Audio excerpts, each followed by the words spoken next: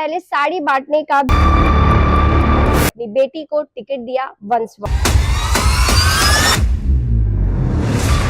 मराठी अस्मिता पर सवाल उठाया और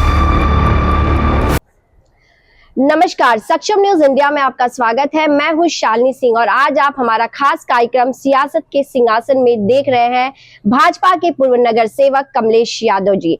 कमलेश यादव जी आज हमारे साथ हैं खास बातचीत के लिए। कई बातों को लेकर आज हम उनसे बात करेंगे कि उन्होंने किस तरह से राजनीति में कदम रखा और उनके विजन और उनके फैसले को किस तरह से उन्होंने जनता के बीच उतारा है। तो जिस तरह से कमलेश यादव जी पे कई आरोप भी लग रहे हैं, कई आरोप लगाए जा रहे हैं, उनसे भी रूबरू कराएंगे क्या है उसकी जो अफवाह है उसकी सच्चाई। जिसमें पहला उनके ऊपर आरोप लगा है जिसमें कहा गया है उन्होंने अपनी बेटी को टिकट दिया वंशवाद। उसके साथ ही ऐसे कई आरोप मराठी अस्मिता पर सवाल उठाया और चुनाव से पहले साड़ी बांटने का भी अफवाह इस वार्ड 31 में लगाया गया है। आपका स्वागत है हमारे पॉडकास्ट में। नमस्कार। राजनीति में आपने कदम रखने का फैसला कब लिया और क्यों लगा आपको कि आपको राजनीति में उतरना चाहिए? 1997 में मुंबई महानगर पालिका के चुनाव में हमारा सीट ओबीसी रिजर्व हो गई थी। ओबीसी उत्तर भारतीय बाहुल्य क्षेत्र होने की वजह से लोगों के आग्रह पर मैं चुनाव के मैदान में उतरा और सफल रहा और वहाँ से राजनीति की शुरुआत हुई। वो कौन सा पल था जब आपने शिकायत से हटकर आपको लगा बल्कि सिस्टम में आना चाहिए, उसका हिस्सा बनना चाहिए? जब रोजमर्रा की जिंदगी में हम जीते और जिस परिसर में हम रहते थे वह परिसर तमाम असुविधाओं से घिरा हुआ था। आप देखते हैं छोटा पुल जो है, उस छोटे पुल को क्रॉस करने के लिए लकड़ी का जो नारियल का पेड़ होता है वो पेड़ को रख करके लोग उससे क्रॉस करते थे और बड़े पुल को क्रॉस करने के लिए पत्थर का सीट रखा हुआ था। परिसर तमाम असुविधाओं से ग्रस्त था। लिंक रोड से मीट चौकी जाने का कोई रास्ता नहीं था।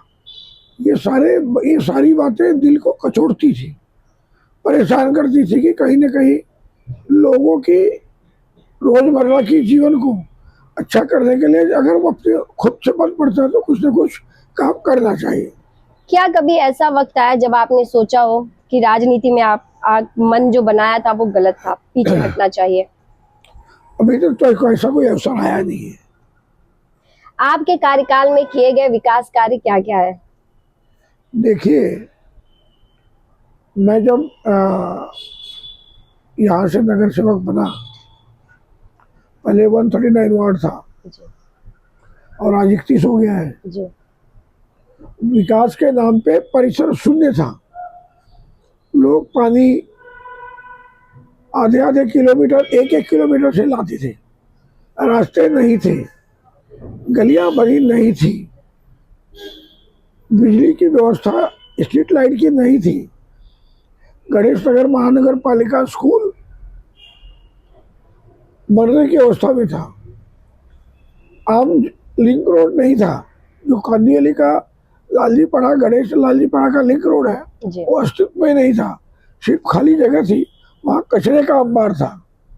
तो इस तरह से जो तमाम असुविधाओं का क्षेत्र था उसको सुविधाओं में परिवर्तित करने का हमने पूरा जी जान लगा करके काम किया। आपके कार्यकाल में ऐसा आपने कौन सा कार्य किया जिसे करने के बाद आपको गर्व महसूस हुआ हो? सबसे पहले गणेश नगर महानगर पालिका स्कूल जो एक ग्राउंड फ्लोर इमारत में रहती थी, उस ग्राउंड फ्लोर इमारत को मल्टीपर्पज बिल्डिंग बना करके, मल्टी स्टोरेज बिल्डिंग बना करके मल्टीपर्पज पर वहाँ स्कूल के साथ साथ लोगों को ट्रेनिंग मिले, बच्चियों को सिलाई की, बुनाई की, कढ़ाई की। तो एक हमने प्रयास किया था कंप्यूटर की, और साथ ही साथ एकता नगर के परिसर में जहाँ लोग केबल जलाने का काम करते थे, जहाँ लोग रैबिट की भरनी करके व्यवसाय करते थे, आम नागरिकों को प्रदूषण से परेशानी झेलनी पड़ती थी, काले काले धुएं निकलते थे, वहाँ सांसद केंद्रीय मंत्री पीयूष जी के माध्यम से हमने करीबन 20,000 पेड़ों का वहाँ वृक्षारोपण किया। लिंक रोड पर मुंबई शहर का पहला फुटओवर ब्रिज, जिसमें एस्केलेटर भी होगा, लिफ्ट भी होगी, उस काम की शुरुआत करवाई। कोईसर नदी पर संरक्षण दीवार बना करके वहाँ से 6 मीटर का 20 फीट का एक नया रास्ता निकाल करके दिया, जहाँ लोग हवा और सूरज की रोशनी नहीं पाते थे, वो उनके पहुंच तक किया। ऐसे अनगिनत काम जो आम लोगों के जीवन को, आम लोगों के जीवन स्तर को उठाते होंगे, ये करने का काम हम सभी ने किया। आपकी जो सादगी है और आपकी जो जमीन से जुड़ी संघर्ष है, क्या आप चाहते थे आपकी पहचान यही हो, क्योंकि लोग आपकी सादगी के लिए, आपके जमीनी संघर्ष के लिए आपको पहचानते हैं? देखिए, मैं एक मध्यम वर्गीय परिवार से जुड़ा हुआ व्यक्ति हूँ। मेरे परदादा मुंबई शहर में आए थे। जी।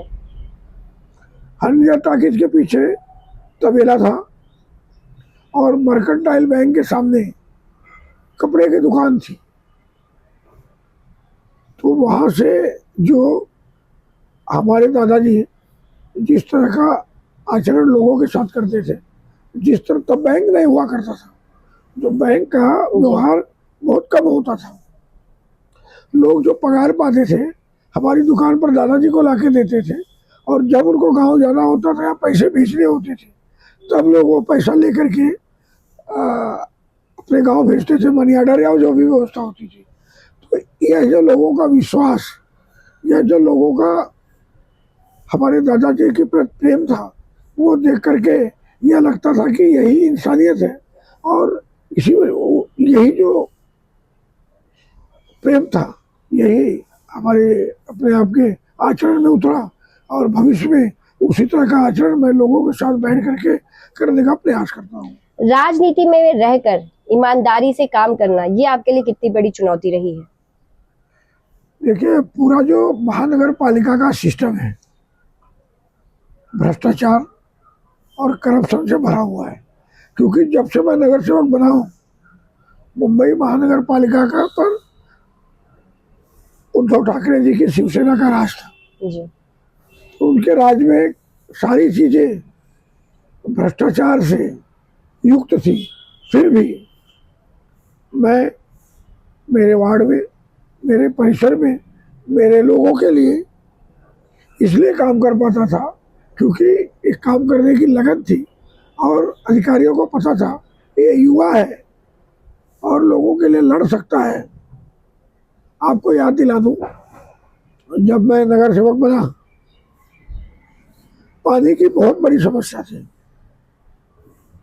अधिकारियों के पास एक बार गया, 2 बार गया, बार बार गया, जी। लेकिन सुनते ही नहीं थे। तो एक दिन अपने साथियों को लेकर के, जो तब के सहायक अभियंता थे, और शताब्दी अस्पताल के पीछे उनका कार्यालय था, जी। ले जाकर के उनके तोड़ फोड़ की, मारामारी की, महानगर पालिका के कार्यालय को बंद करवाया। तो उसके बाद उनको लगा एक ऐसा लड़का महानगर पालिका में नगर सेवक बन के आया है, जो लोगों की आवाज बन करके अगर प्रशासन नहीं सुनेगा तो प्रशासन को मजबूर करेगा कि लोगों का काम करें। लेकिन पीछे नहीं हटेंगे कमलेश जी। पीछे इसलिए पीछे नहीं हटे क्योंकि लोगों ने विश्वास दिया है, और लोगों का भरोसा और लोगों की ताकत हमारे साथ है। बीएमसी जो है वो देश की सबसे अमीर पालिका है, लेकिन मुंबई में फिर भी गड्ढे और ट्रैफिक, किस तरह की परेशानियां हैं, वो क्यों है? देखिए, मुंबई महानगर पालिका में जो अधिकारी बैठे हैं, अधिकारियों के ऊपर जिन राजनेताओं का संरक्षण है, मैंने पहले आपको कहा, ये शिवसेना उबाठा गुट का, जी। उनमें काम करने की इच्छा शक्ति से ज्यादा भ्रष्टाचार की इच्छा शक्ति ज्यादा थी। जमीन पे गुणवत्ता से ज्यादा उनको करप्शन में इंटरेस्ट था। तो जब अधिकारियों को पता चल जाता है कि जो आका बैठे हैं उनका क्वालिटी से ज़्यादा, क्यूसी से ज़्यादा करप्शन में इंटरेस्ट है, तो करप्शन में ध्यान देते थे। प्लानिंग बना करके मुंबई को खड्डा मुक्त करना या मुंबई में बरसात के पानी का आतंक नहीं होना, ये कभी उनकी सोच ही नहीं रही। बरसात आते ही सब जगह सड़कों पर गड्ढे नजर आने लगते हैं। इसे गड्ढा कहा जाए या घोटाला कहा जाए? देखिए, इसके 2 साल पहले तक तो घोटाला ही था, जी। लेकिन अब सरकार ने पानी देवा भाव ने मेहनत करके कोशिश करके मुंबई शहर के सभी रास्ते, बड़े हो या छोटे हो, उन सभी रास्तों को सीमेंटीकरण करने का और उनकी जो साइड स्ट्रीम है उसको भी सीमेंटीकरण करने के काम की शुरुआत की है। तो आने वाले दिनों में पिछले 2 साल से देख रहे हैं कि खड्डों का प्रमाण बहुत कम होते जा रहा है।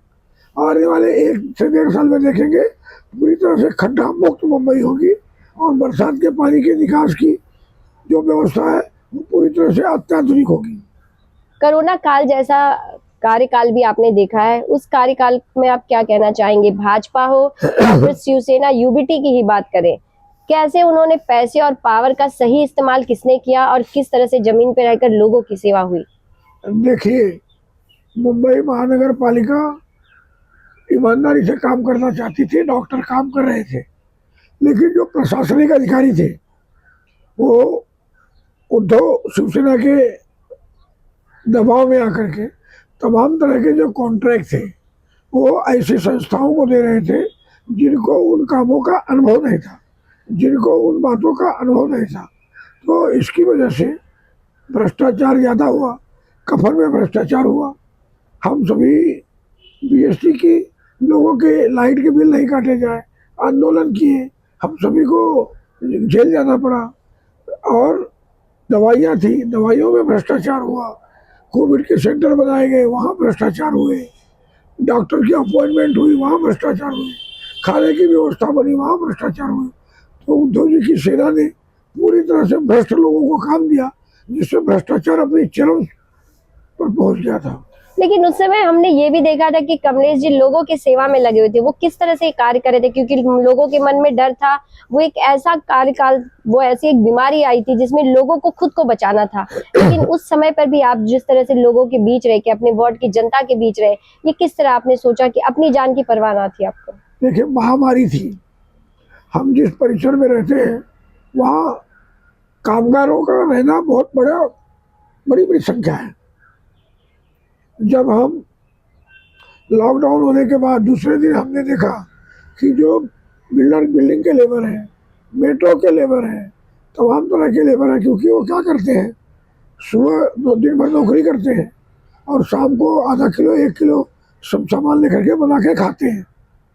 दुकानें बंद, सारी व्यवस्था बंद। तो जब उनको खाने की हमने समस्या देखी और हमारे नेताओं ने निर्देश दिया कि कहीं ना कहीं सेवा भाई काम करना चाहिए, इसलिए हमने जनता किचन चालू किया और 100 दिन तक लोगों को खाना खिलाया। ये कोई हमने वो काम नहीं किया, ये एक परोपकार का काम, जो हमारी जवाबदारी थी वो हमने करने का काम किया। बीएमसी में ठेकेदारी या फिर कमिश्नर सिस्टम क्या है, सच क्या है? देखिए, काम तो कॉन्ट्रैक्टर ही करेगा, लेकिन प्रशासन की इच्छा शक्ति हो कि जो टेंडर जिस जैसा बना है वैसा ही काम हो, जो टेंडर जो आइटम लिए गए हैं वो सारे आइटम जमीन पर उतरे, जमीन पर लगे। तो मुंबई महानगर पालिका का जो सिस्टम है सच में खूबसूरत है, बेहतरीन है, लेकिन जमीन पर उतरते समय वो भ्रष्टाचार का शिकार हो जाता है, उसमें सुधार की जरूरत है। मराठी मानुस बनाम बाहरी, क्या यह चुनाव इसी लाइन पर लड़ना चाहिए? हरगिज नहीं। देखिए, मुंबई शहर में अब हमारी 4 पीढ़ियां, मनीषा 5वीं पीढ़ी, उसकी बेटी 6वीं पीढ़ी, और मराठी बोलने वाले बच्चे, मराठी बोली भाषा में जीने वाले बच्चे अब कहाँ रह गए वो बारी। तो मराठी में जितना दूसरों को प्रेम है उससे ज़्यादा हमें भी मराठी में प्रेम है। हम हिंदी बोलने वाले, मराठी को प्रेम करने वाले हिंदी भाषी मराठी लोग हैं, इसलिए इस तरह की बातें सिर्फ लोगों का छलावा है, लोगों को चुनाव के समय बरगलाने का एक बहाना है, दूसरा कुछ नहीं है। मराठी अस्मिता से मजबूत होगी या विकास से, या विकास होगा? मराठी कभी भी, कोई भी भाषा हो, जब उसका विकास तभी संभव है जब उसमें लोगों का सहयोग हो, जब उसमें कहीं ना कहीं आम जनता की ताकत हो। कोई भी व्यक्ति विकास तभी करता है जो वो मेहनत करता है। सिर्फ मेरी भाषा है, मेरी बोली है, इसलिए विकास नहीं होना है। उसका प्रचार हो, प्रसार हो, लोगों के बीच में उसकी बातों को रख करके उनको सिखाया जाए तो कहीं ना कहीं बोली भाषा बढ़ती भी है, उसके प्रति लोगों में प्रेम भी बढ़ता है। भाषा और पहचान की राजनीति, क्या यह दिशा सही दिशा है? मैंने जैसे कहा, कुछ लोगों का काम ही है आपस में वैमनस्य पैदा करना, भाषा का नाम लेकर के, समाज का नाम लेकर के, लेकिन यह गलत है।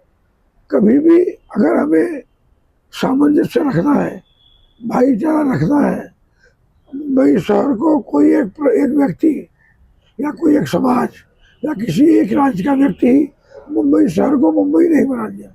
मुंबई को मुंबई बनाने में पूरे देश के लोगों ने योगदान दिया है और सभी मुंबई से प्रेम करते हैं, तो सभी लोगों को भाईचारे के साथ यहाँ रहना चाहिए। विपक्ष का आरोप, विपक्ष कहता है कि वंशवाद को बढ़ावा, आप क्या कहते हैं? अरे भाई, जो सक्षम होगा, जो काम करता होगा, उसी को पार्टी टिकट देगी ना। मनीषा यादव भारतीय जनता पार्टी वार्ड क्रमांक 31 की उपाध्यक्ष थी, महिला विभाग की। लोगों के बीच कार्य करती थी। पार्टी ने अभ्यास कराया, पार्टी ने सर्वे कराया, किसे टिकट देना चाहिए। पार्टी को जो उचित लगा, पार्टी ने तो पीयूष जी ने बहुत सारे लोगों को, पीयूष जी ने जो हमारे सांसद हैं, हमारे विधायक जी हैं, उन्होंने सारे कार्यकर्ताओं को कहा था जो सभी इच्छुक हैं सभी लोगों ने एप्लीकेशन करना चाहिए, क्योंकि सभी एप्लीकेशन करेंगे तो कुछ जो सक्षम होगा उसे टिकट देने में आसानी होगी। तो पार्टी ने सर्वे कराया, सभी से एप्लीकेशन मंगा के, जो पार्टी को उचित लगा वो पार्टी ने निर्णय किया। लोगों का काम है कहना, लोग तो कुछ भी कहेंगे, लेकिन मैं आपको एक बात कह सकता हूँ। आप बताइए, जो माइग्रेट होने की बात करते हैं जी, कि बेटी को प्रश्रय दे रहे हैं गांधी परिवार, जी, वह परिवार, उनकी माताजी, उनके बेटे, उनकी बेटी, उनके परिवार में 3-3 लोग हैं, वो वंशवाद नहीं है क्या? मालाड में जो विधायक जी हैं, वो विधायक जी अपने बेटे को, अपने बहन को, अपने दामाद को, अपने चाचा के लड़के को, 4-4 लोगों को बगल से टिकट देते हैं। वो वंशवाद नहीं है। वंशवाद की बात करने वाले सिर्फ एक छलावा है। सक्षम लोगों को भारतीय जनता पार्टी ने टिकट दिया है, इसलिए वो परेशान है कि भारतीय जनता पार्टी युवाओं को और पढ़े लिखे लोगों को आगे ला रही है, जिससे आने वाला जो समय है, जो युवाओं का समय है, युवाओं की सोच की मुंबई बन पाए, इससे उनको तड़पड़ाहट और परेशानी हो रही है। आप राजनीति में हैं, लेकिन अगर अपनी बेटी या अपने बेटे को आप राजनीति में आगे बढ़ाते हैं तो ये कहाँ से गलत नजर आता है, और अगर ये गलत है तो क्यों गलत है? देखिए, जो सक्षम हो उसको मौका मिलना चाहिए। सिर्फ किसी की बेटी है, किसी का बेटा है, इसलिए कोई पद नहीं देना चाहिए। तो वंशवाद गलत है, लेकिन सक्षमता सही है। कोई राजनीति में आकर के काम करके, समाज सेवा करके और अपने काबिलियत के बल पर अगर कोई पद पाता है, इसमें कोई गलती नहीं है। चुनाव से पहले आपके खिलाफ साड़ी बांटने की अफवाह उड़ाई गई थी, इसका सच क्या है? लोगों का काम है कहना, कुछ तो कहेंगे। मेरा कार्यालय सुबह 9 बजे रोज खुलता है, रात को 10 बजे रोज बंद होता है, और रोज हम जनता के बीच रहते हैं, रोज जनता का काम करते हैं। मुझे साड़ी और दूसरी चीज बांटने की कोई जरूरत नहीं है। जनता को मेरे ऊपर भरोसा है, बहनों को मेरे ऊपर भरोसा है, इसलिए इस भरोसे की बौखलाहट लोगों को साड़ी के रूप में और दूसरे रूप में दिखती है। क्या वजह है इस तरह की अफवाह, इलेक्शन के समय में आपके खिलाफ इस तरह की राजनीति करना, इस तरह की अफवाह बनाना, क्या वजह हो सकती है? देखिए, कुछ लोग जिनकी प्रवृत्ति है गुंडागिरी, जो नशीले पदार्थों का व्यापार करते हैं, लोगों की दुकानों पर खरीदा करते हैं, ऐसे लोग जब समाज में आते हैं, क्योंकि उनकी पैठ होती नहीं, जमीन तो होती नहीं, तो दूसरों को बदनाम करके अपनी जमीन बनाने का काम करने का प्रयास करते हैं। ये लेकिन जन पब्लिक है, सब जानती है, इसलिए तो उनकी ये सब दाल गलने वाली नहीं है। पिता होने के नाते मनीषा जी आपकी जो बेटी हैं उन्हें कैसे देखते हैं? वार्ड नंबर 31 की सेवा में जिस तरह से आप समर्पित रहे, क्या इस तरह से मनीषा यादव जी भी समर्पित रहेंगी? देखिए, एक पढ़ी लिखी बेटी है, उसने डबल मास्टर्स किया है, इलेक्ट्रॉनिक में उसने एमकॉम किया है, फाइनेंस में उसने पीजी किया है, तो आईसीआईसी बैंक में मैनेजर में रह करके काम किया है, अच्छे पैकेज पे काम किया है, समाज में रह करके समाज को जाना है, समाज में रह करके समाज की कमियों को और क्या तड़प होती है, माँ बहनों को क्या ज़रूरत है वो समझती है।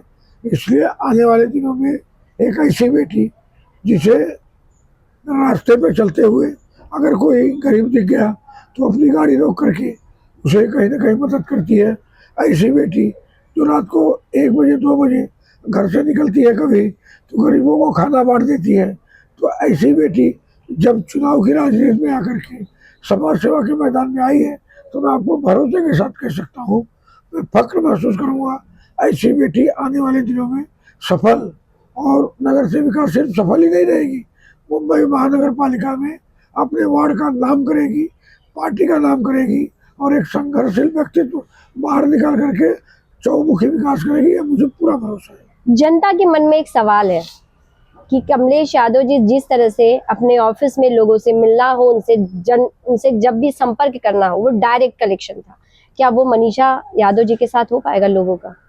देखिए, शुरुआत में आपको लोग मदद कर सकते हैं, लेकिन आपको आपका राजनीतिक जीवन अगर लंबा चलाना है तो आपको लोगों के साथ जमीन से जुड़ के रहना ही पड़ेगा, और मनीषा यादव में वो क्षमता है कि लोगों के साथ रह करके जमीन से जुड़ करके काम करें, इसलिए मुझे पूरा भरोसा है और पूरा विश्वास है मनीषा यादव लोगों के साथ रहेगी, कमलेश यादव से ज़्यादा बढ़ करके लोगों के संपर्क में रहेगी।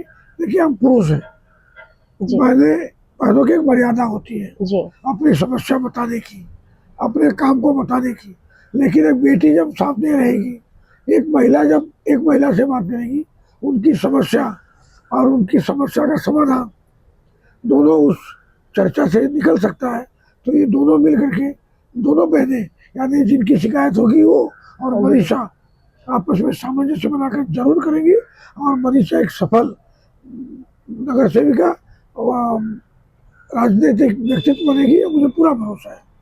सवाल ये भी उठता है जब मनीषा जी जीत कर आती हैं तो जनता के लिए जब उन्हें कोई फैसला लेना होगा, कोई निर्णय लेना होगा, क्या उनको आजादी है उतनी कि वो कोई भी निर्णय जनता के लिए ले सकती हैं?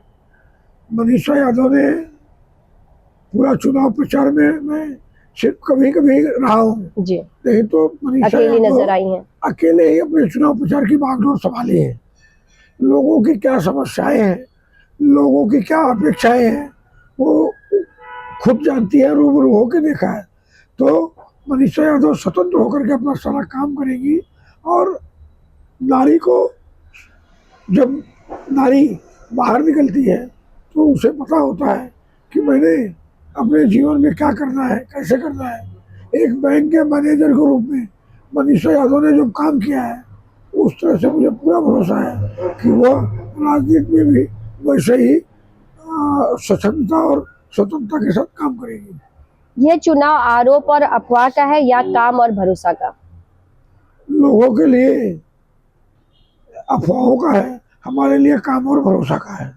वार्ड नंबर 31 की जनता से आपकी क्या अपील होगी?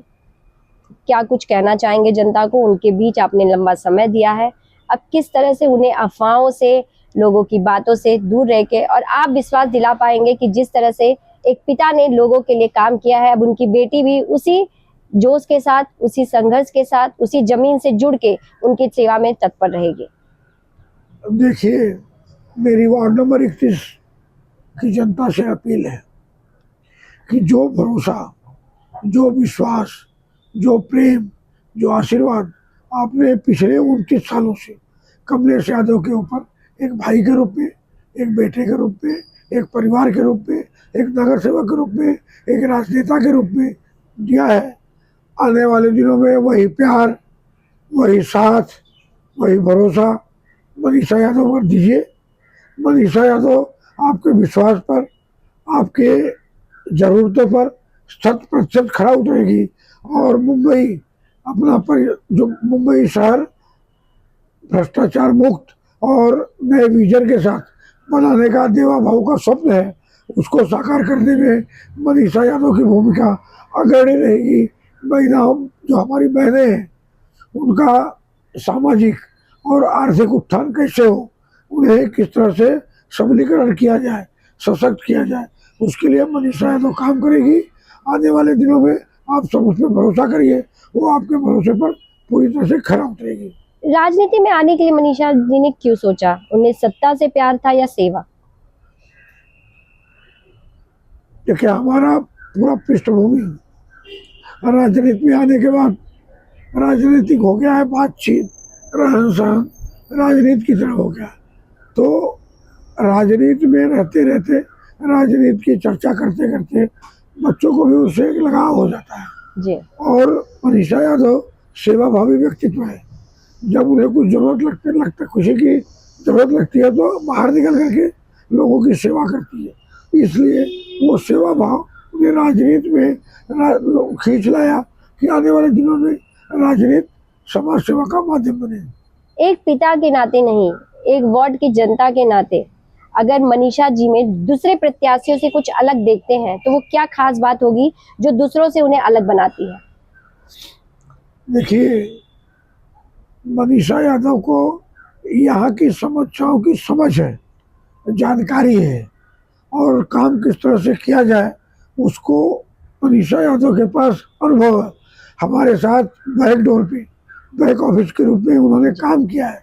इसलिए मनीषा यादव को अभी आप अब कभी भी मैदान में पाएंगी, लोगों की समस्या से जूझते, लोगों की समस्याओं को समाधान करते हुए पाएंगी। तो मनीषा यादव आने वाले दिनों में मुंबई शहर का, भारतीय जनता पार्टी का, समाज का और वार्ड नंबर 31 की भविष्य है।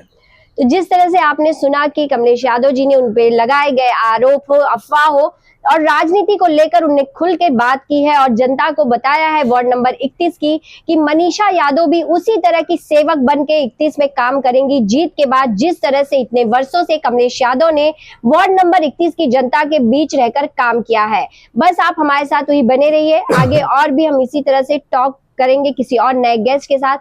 मैं आपके साथ शालिनी सिंह, सक्षम न्यूज इंडिया, मुंबई।